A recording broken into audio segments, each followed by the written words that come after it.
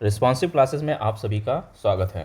तो आज के टॉपिक में मैं आपको बताने वाला हूँ बिहार बोर्ड भौतिक विज्ञान एमसीक्यूज़, यानी बिहार बोर्ड की परीक्षा में भौतिक विज्ञान में जो एमसीक्यूज़ पूछे जाते हैं उन एमसीक्यूज़ का यहाँ पे मैं आपको एक्सप्लेनेशन बताने वाला हूँ। तो इन एमसीक्यूज़ के उत्तर आप जान सकते हैं विथ एक्सप्लेनेशन, और ये सभी इम्पॉर्टेंट है क्योंकि ये आपके परीक्षा में पूछे जाते हैं, तो इनको आपको याद करना है। प्रश्न है हमारा, वैद्युत क्षेत्र की तीव्रता का मात्रक क्या होता है। वैद्युत क्षेत्र की तीव्रता, तो बच्चों ये क्या है, ये एक वेक्टर क्वांटिटी है। इसको हम किससे डिनोट करते हैं, वैद्युत क्षेत्र की तीव्रता ई होता है, और E is equal to F upon का क्यू नॉट, यानी कि बल बटे आवेश। हम इसको लिख सकते हैं बल बटे आवेश। अगर हम बल की बात करें तो कौन सा बल यहाँ पे, वैद्युत क्षेत्र या वैद्युत बल ये क्या है भाई, ये वैद्युत बल है, यानी इलेक्ट्रोस्टैटिक फोर्स है, बटे का आवेश। और बल का जो यूनिट होता है, मात्रक होता है, वो न्यूटन होता है, और आवेश का क्या होता है भाई, कूलॉम होता है। या हम इसको हिंदी में लिखें तो न्यूटन बटे कूलॉम। तो इसको याद रखेंगे कि इलेक्ट्रिक फील्ड इंटेंसिटी, वैद्युत क्षेत्र की तीव्रता का मात्रक क्या होता है। तो साथियों यहाँ उत्तर दिया है न्यूटन पर कूलॉम। वैद्युत क्षेत्र की तीव्रता, यहाँ से डिफिनेशन भी आप देख सकते हैं। वैद्युत क्षेत्र की तीव्रता वह बल है जो एक इकाई धन आवेश पर कार्य करता है, जिसका मात्रक न्यूटन पर प्रति कूलॉम होता है। इन्होंने क्या बताया है, वैद्युत क्षेत्र की तीव्रता वह बल है जो इकाई धनात्मक आवेश पर कार्य करता है। भाई E इज इक्वल टू, मैंने आपको बताया F अपॉन क्यू नॉट। अगर क्यू नॉट की वैल्यू 1 कर दी जाए, एक आवेश एक कूलॉम कर दी जाए, तो E किसके इक्वल हो जाएगा, E is equal to F हो जाएगा। इसीलिए बताया गया है कि वैद्युत क्षेत्र की तीव्रता वह बल है, एक बल है कब, जो इकाई धनात्मक आवेश पर कार्य करता है। यानी जब क्यू नॉट की वैल्यू 1 होती है, तब जो लगने वाला बल है वो क्या होगा, जब क्यू नॉट की वैल्यू 1 होगी तो आवेश ये विद्युत क्षेत्र की तीव्रता उस बल के बराबर होगी। यानी वैद्युत क्षेत्र की तीव्रता वह बल है जो एक इकाई धनात्मक आवेश पर कार्य करता है। आई थिंक आप लोग को समझ में आ गया होगा इस प्रश्न का उत्तर विद एक्सप्लेनेशन। तो अगला प्रश्न हम देखेंगे और उसको हम एक्सप्लेन करेंगे। यदि कोई चालक धारा वहन करता है, अर्थात उसमें धारा बह रही है, तो उसके चारों ओर चुंबकीय क्षेत्र की दिशा निर्धारित की जाती है। ऑप्शन है फ्लेमिंग के बाएं हाथ के नियम से, फ्लेमिंग के दाएं हाथ के नियम से, दाएं हाथ के अंगूठे के नियम से, द्वितीय न्यूटन नियम से। तो देखिए, आपको मैं बता दूं कि किसी समांतर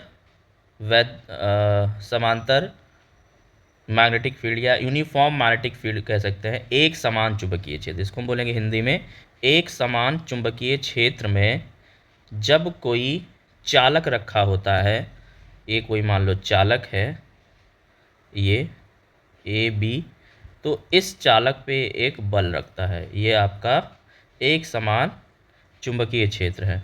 और ए बी चालक जो एल लंबाई का है, वो थीटा एंगल पे रखा हुआ है, थीटा कोण बनाते हुए। तो इस चालक पे जो लगने वाला बल होता है बच्चों, वो F equal to I B L sine theta होता है।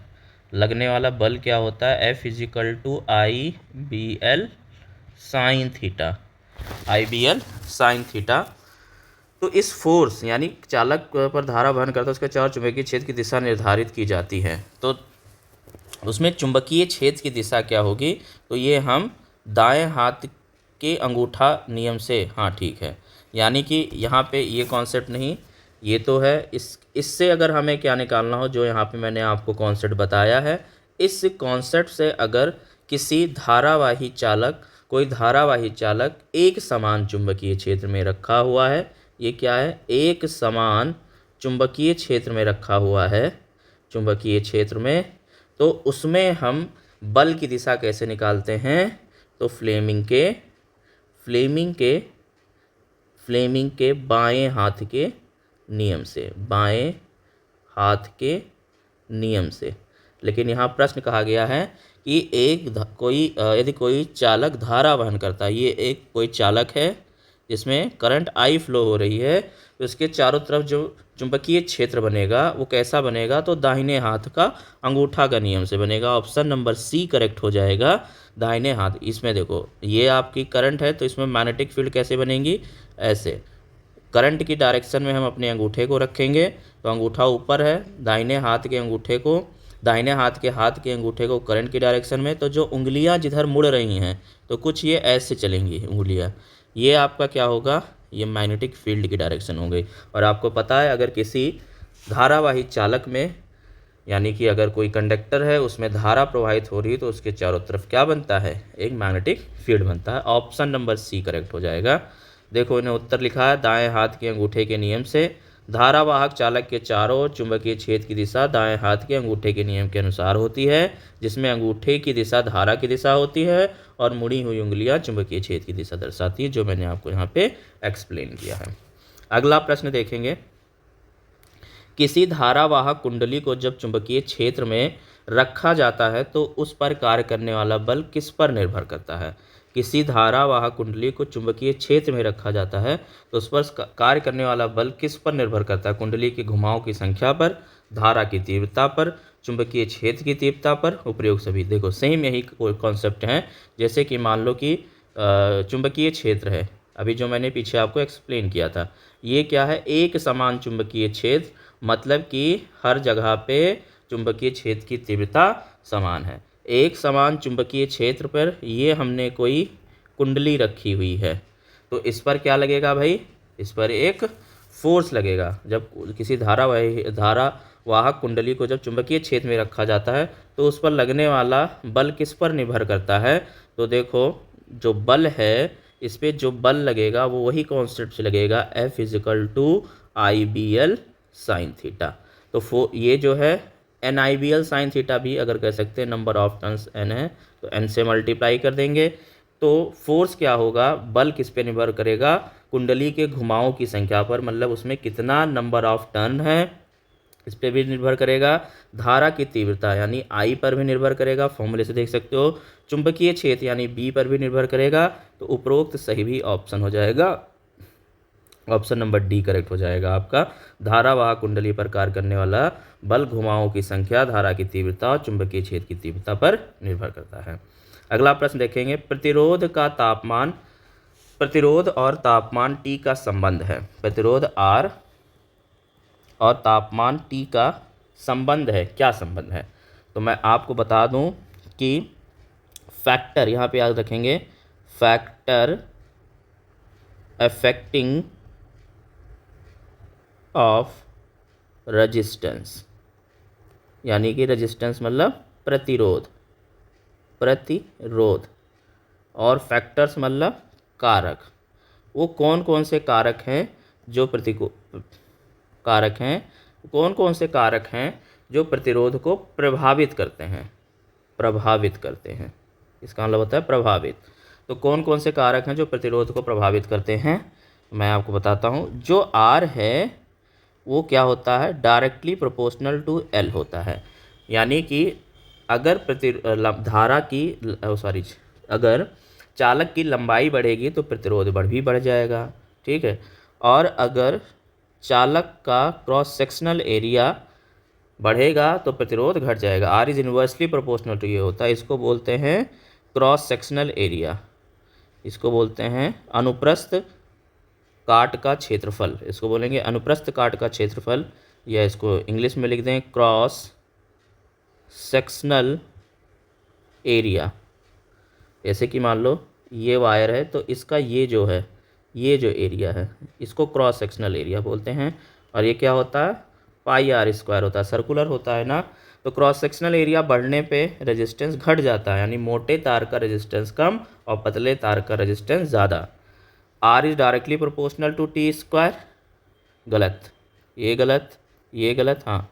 और अगला फैक्टर है कि R किस पे डिपेंड करता है, टेम्परेचर पे, तापमान बढ़ने पे क्या होता है, तापमान बढ़ने पे वायर का या फिर चालक का तापमान बढ़ने पे उसका रेजिस्टेंस बढ़ जाता है। और एक होता है R is directly proportional to material of wire, यानी कि किस पे डिपेंड करता है, अलग मटेरियल का अलग रेजिस्टेंस होगा, जैसे कि कॉपर का अलग रेजिस्टेंस, आयरन का अलग होगा, एल्युमिनियम का अलग होगा, तो अलग अलग मटेरियल के अलग अलग रेजिस्टेंस होंगे। ये 4 फैक्टर हैं जो प्रतिरोध को प्रभावित करते हैं। प्रतिरोध तापमान पर निर्भर नहीं करता, तो ये गलत बात है। ऑप्शन नंबर आपका, option number R is directly proportional to T, option number A correct हो जाएगा। R is directly proportional T, अभी मैंने आपको बताया है कि प्रतिरोध किस पे निर्भर करता है, तापमान पर निर्भर करता है। तो ऑप्शन नंबर ये है आपका। धातुओं में प्रतिरोध और तापमान का सीधा संबंध होता है, जैसे जैसे तापमान बढ़ता है प्रतिरोध भी बढ़ता है। अगला प्रश्न है, ऊर्जा की सबसे छोटी मात्रक को क्या कहते हैं? तो ऊर्जा की सबसे छोटी इकाई क्या होती है? क्वांटा होती है, क्वांटा होती है ऊर्जा। E is equal to H nu, या ऊर्जा तो आपने पढ़ चुका है। इसकी मात्रक की बात करें तो जूल भी होता है, जूल। लेकिन अगर हम सबसे छोटा मात्रक की बात करेंगे तो क्वांटा होता है। ऊर्जा की सबसे छोटी मात्रा क्या होती है? क्वांटा होती है। ऊर्जा की सबसे छोटी मात्रा क्या होती है, यानी कि सबसे छोटी वैल्यू को हम क्वांटा बोलते हैं। E is equal to H nu, ये फोटॉन की एनर्जी होती है। E is equal to H nu, इसको बोलेंगे energy of photon, energy of photon, photon की ऊर्जा होती है H nu. Option number B correct हो जाएगा। ऊर्जा की सबसे छोटी मात्रा को क्वांटा कहते हैं और यह अवधारणा क्वांटम सिद्धांत पर आधारित है। अगला प्रश्न है, प्रकाश की किरण जब विभिन्न माध्यमों से गुजरती है तो उसकी चाल पर क्या प्रभाव पड़ता है? उसकी चाल पर क्या प्रभाव पड़ता है? ठीक है, तो जो चाल होती है घट जाती है, बढ़ जाती है, अपरिवर्तित रहती है, माध्यम पर निर्भर करती है। बहुत बढ़िया क्वेश्चन है, ऑप्शन नंबर डी करेक्ट हो जाएगा। और माध्यम पे निर्भर करती है, यानी प्रकाश की किरण जब बहुत ही माध्यमों से गुजरती, कई मीडियम से निकलती है, तो उसकी चाल अलग अलग मीडियम में अलग अलग होती है। ठीक है, जो प्रकाश की चाल होती है, इस कॉन्सेप्ट को याद रखेंगे, प्रकाश की चाल अलग अलग माध्यम में, अलग अलग माध्यम में अलग अलग होती है। ठीक है, अलग अलग माध्यम में अलग अलग चाल होती है। तो किस पे निर्भर करेगी? माध्यम पे निर्भर करेगी। प्रकाश की चाल माध्यम घनत्व पर निर्भर करती है। सघन माध्यम में चाल कम और विरल माध्यम में चाल अधिक। तो आपने पढ़ा था, रिफ्रैक्शन पढ़ा था, अपवर्तन। तो जब प्रकाश क्या होती है, रेयर मीडियम, तो इधर मान लें कि आपका विरल माध्यम है, इधर विरल है और इधर क्या है, सघन है।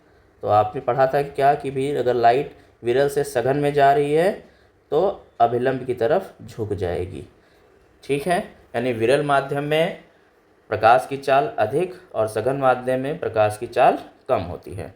प्रकाश की किरण जब विभिन्न माध्यमों से गुजरती है तो उसकी चाल पर, तो ये भी बता चुका हूँ, माध्यम पर निर्भर करती है, फिर से निर्भर रिपीट हुआ है। यदि वस्तु समतल दर्पण के सामने रखी जाती है तो उसकी छवि होती है, देखिए, आभासी और सीधी होती है। समतल दर्पण के सामने अगर हम किसी वस्तु को रखते हैं तो उसका प्रतिबिंब कैसा बनता है भाई? ये इधर ही बनेगा। ठीक है, तो उसका प्रतिबिंब कैसे बनेगा? आभासी बनेगा। याद रखना, वर्चुअल इमेज बनता है। किसमें? वर्चुअल इमेज बनता है समतल दर्पण में। आभासी प्रतिबिंब बनता है और कैसा बनता है? सीधा बनता है, लेकिन लेटरल इन्वर्जन होता है, आभासी और सीधा। समतल दर्पण में बनने वाली छवि हमेशा आभासी सीधी होती है, उसका आकार वस्तु के बराबर होता है। अगले प्रश्न पर जाएंगे। एक वोल्टमीटर का उपयोग किसे मापने के लिए किया जाता है? एक वोल्टमीटर का उपयोग किसे मापने के लिए किया जाता है?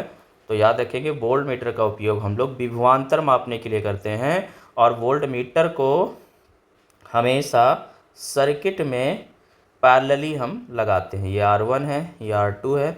यहाँ पे हमारा ये मानते हैं कि बैटरी लगी है, ये क्लोज्ड की है और ये पोटेंशियल है। तो यहाँ का हमें वोल्टमीटर लगाना पड़ेगा अगर हमें इन दोनों का क्या निकालना है, इन दोनों का विभवांतर नापना है। तो वोल्टमीटर का उपयोग हम करते हैं विभवांतर नापने में और इसे हमेशा इसे हमेशा समांतर क्रम में लगाते हैं। किसमें भाई? समांतर क्रम में लगाते हैं, यानी सर्किट में इसे हम समांतर क्रम में लगाते हैं। अगला प्रश्न है, प्रकाश का वेग किस माध्यम में अधिकतम होता है? तो निर्वात में अधिकतम होता है। और कितनी वैल्यू होती है? सी लिखते हैं प्रकाश की चाल 3 × 10⁸ मीटर पर सेकेंड होती है। पृथ्वी के चुंबकीय क्षेत्र की तीव्रता का एसआई मात्रक क्या है? तो देखिए, चुंबकीय क्षेत्र की तीव्रता का एसआई मात्रक क्या होता है? टेस्ला होता है, याद रखेंगे। और ये कहाँ से? ये टेस्ला होता है। और एक टेस्ला किसके बराबर होता है? ये फॉर्मूला इसी से ये आया है, F = I/BL sin थीटा। तो F मैक्सिमम कब होगा? जब थीटा 90 डिग्री होगा, यानी F मैक्स = I/BL। तो B = कितना हो जाएगा बच्चों? F max upon IL। तो F क्या है? न्यूटन, I क्या है? करंट, तो इसकी यूनिट एम्पियर, और L मीटर। तो किसको लिख सकते हैं? Newton, ampere inverse, metre inverse. तो ये ही क्या होता है? आपका टेस्ला होता है, यानी 1 tesla = 1 newton ampere inverse metre inverse, ये होता है। तो साथियों, यहाँ पे मैंने आपको 10 क्वेश्चन बताए हैं। इसी तरह मैं आपको और क्वेश्चन बताता रहूँगा और उसको एक्सप्लेन करता रहूँगा, जो कि आपके परीक्षा के लिए महत्वपूर्ण होगा। मिलते हैं नेक्स्ट वीडियो में, तब तक के लिए नमस्कार, जय हिंद, जय भारत। अगर आपको वीडियो अच्छी लगी हो तो वीडियो को लाइक करें, चैनल को सब्सक्राइब करें। मिलते हैं नेक्स्ट वीडियो में।